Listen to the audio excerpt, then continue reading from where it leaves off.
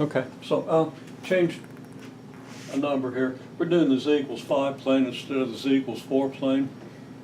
So it's now 4x squared plus 9y squared equals 9 instead of 8, okay?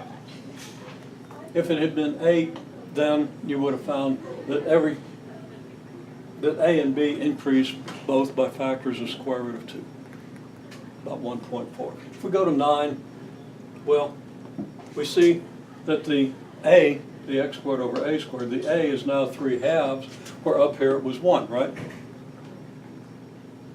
Which means that in this direction, at least, it's going to be 50% longer. Does that make sense? And in this direction, same thing's going to happen.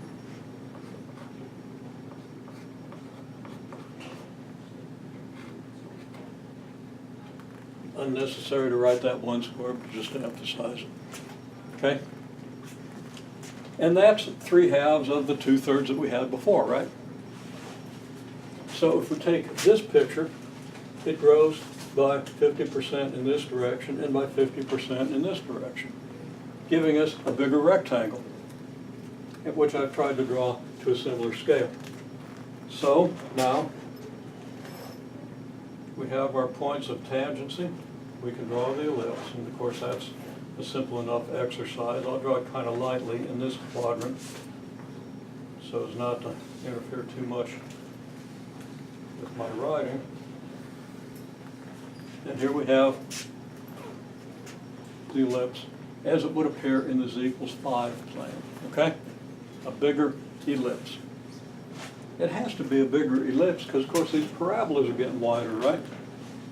And in the z equals 5 plane, well, we got 2 points in the z equals 5 plane on this graph already, okay? On this graph, if z equals 5, then x has to equal, well, 3/2.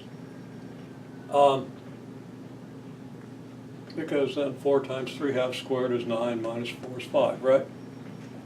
So we have the point up here.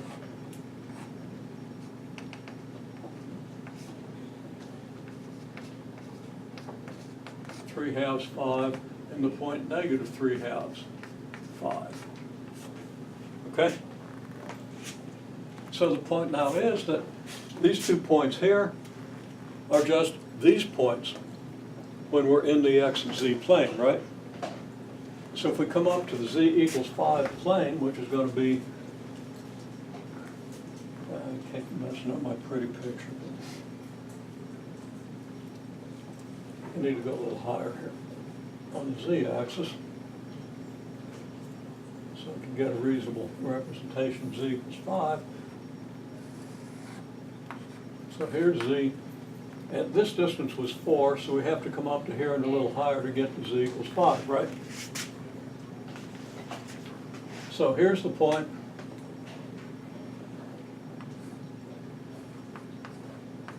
(0, 0, 5). Okay? Here is a line parallel to the x-axis, and I'll call that x prime, just an auxiliary x-axis that we're drawing with an origin here. Of course, that's the y. Okay? Call that y prime, and draw an axis parallel to x, which we'll call x prime. Okay?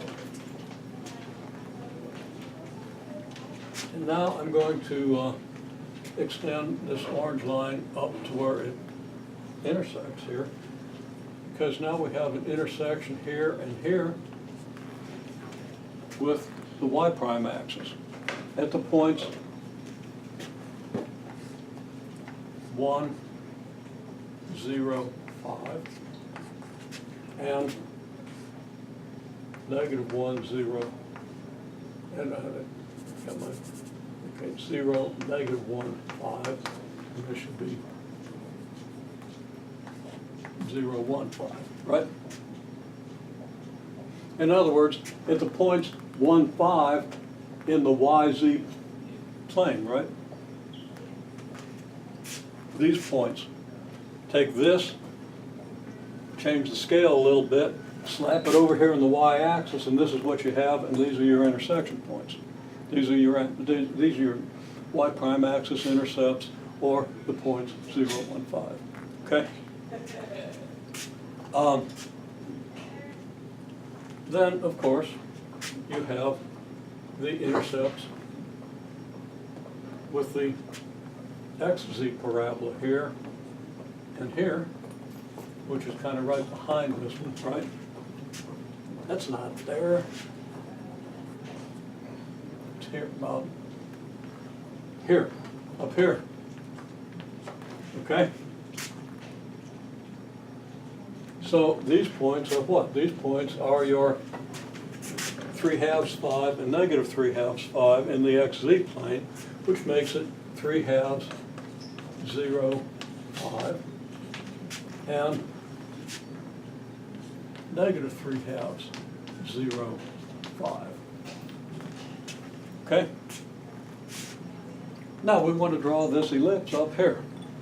We just pick this thing up, flip it around so the x is going this way and the y is going this way, and it's going to fit right in between these points. Now,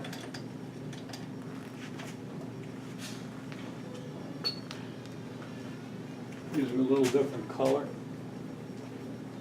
I'll draw my rectangle parallel to the x-axis through this point, parallel to the x-axis through this point, parallel to the y-axis through this point.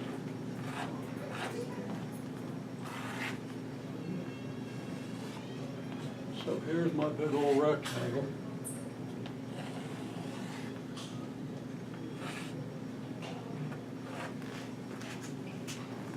Make sense? It's a little distorted because of the angle at which we're viewing it, and also because I didn't quite hit this point here. This green line should have gone through this point, right? Kind of missed. And now, I'll draw a big old green ellipse.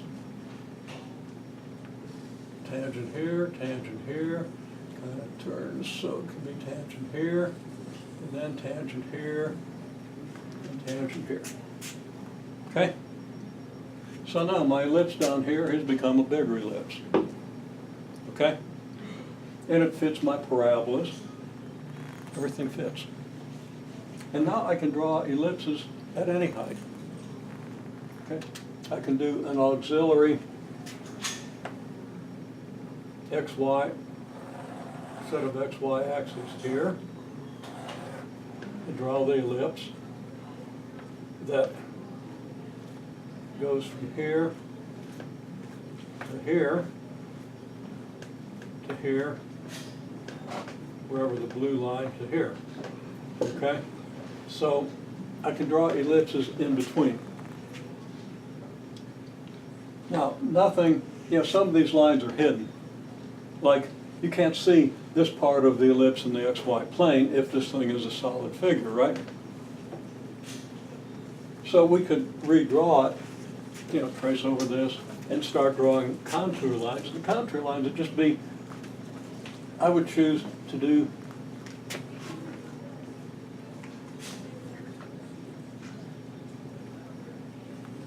lines kind of like this.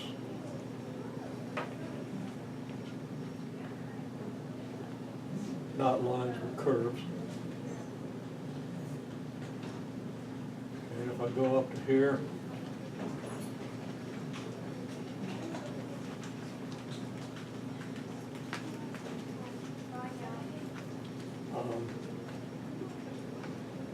I'm going blind with my colors here.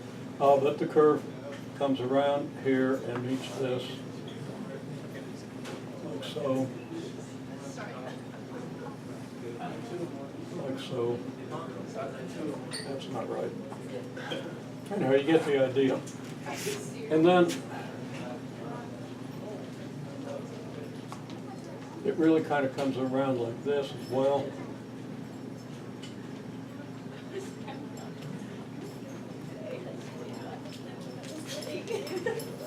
And that's a kind of a crude drawing, but those are the techniques you use if you want to do a good drawing.